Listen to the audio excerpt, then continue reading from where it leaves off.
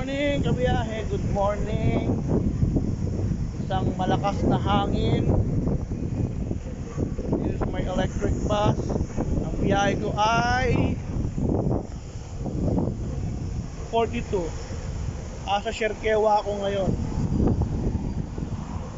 Kahapon meron akong binangga ako sa puwet kahapon. Aksidente.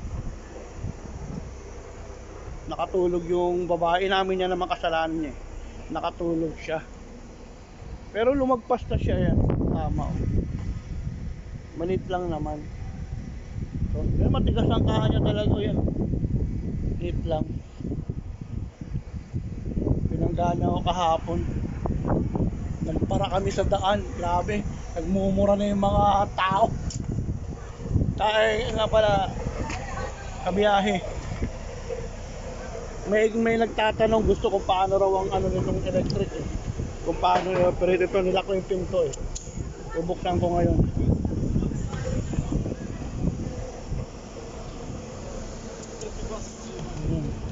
Morning boss. Yan.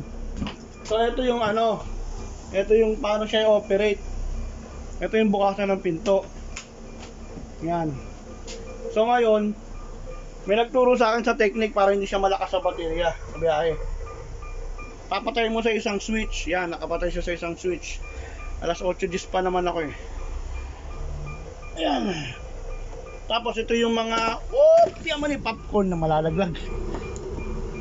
Ito yung mga Teka lang baliktarin natin para Dali.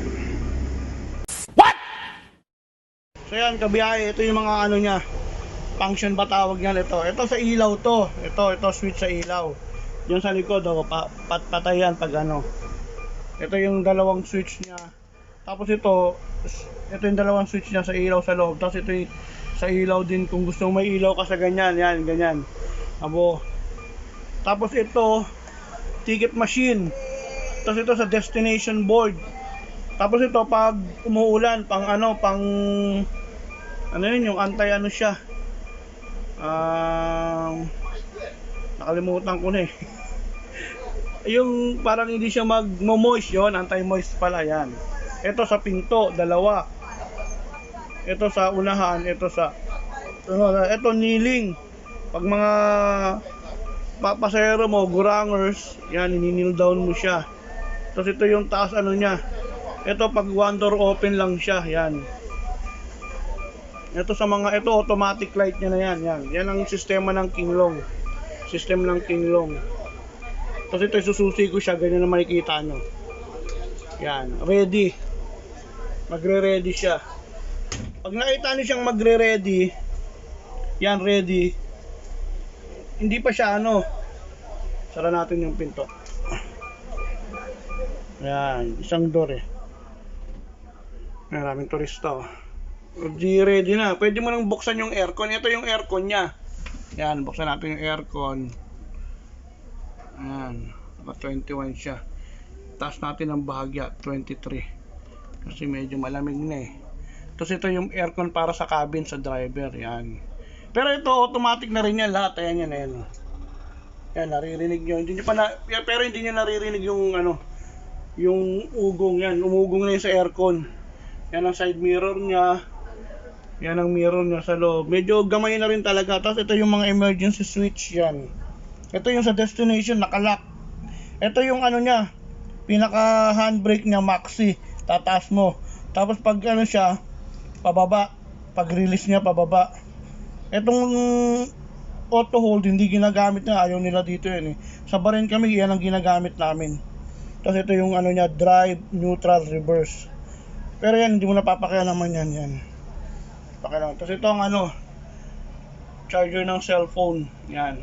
Tapos dito makikita pag may nag-bell, may nag-stop yan, mag-bling-bling yan. Tapos yan din yung sa may stop. Tapos ayan yung passenger capacity niya.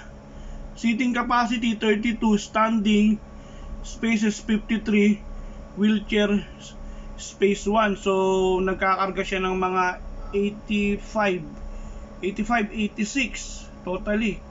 Kaso pag ano, hindi na talaga totally kasya pag 80 kasi yung mga tao hindi nag-aano eh.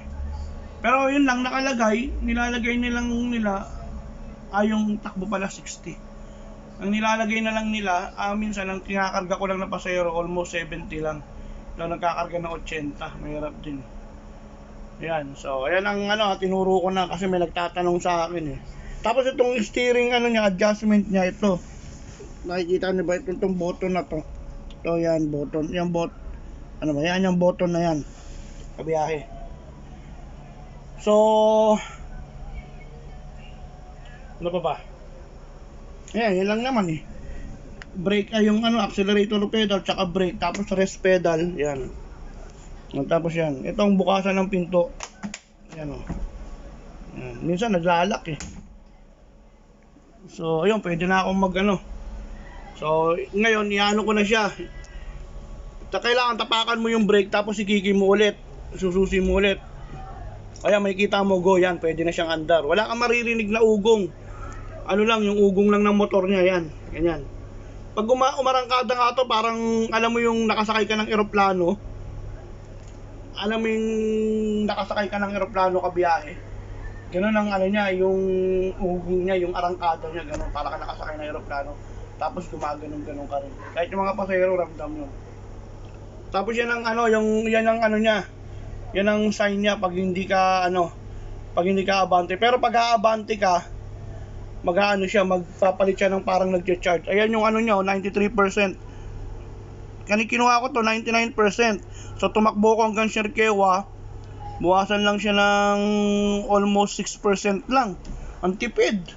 Pag long distance siya, walang hinto-hinto, yung konti-unting hinto, matipid siya. Pero pag bawat ano mo, pag BG bang biyahe, malakas sa battery. Maabot ako ng minsan 12% papunta, tapos balikan minsan 24, ganun. Kaya pag tatlong biyahe ka ng BG ba, kulang na kulang yung baterya eh. Kaya pag bibiyahe ka talaga ng ano, ng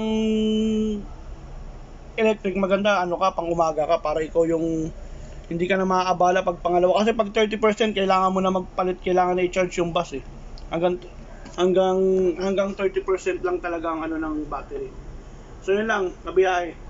Sinare ko lang yung nalalaman ko rito sa electric bus. Okay. Ciao, ciao.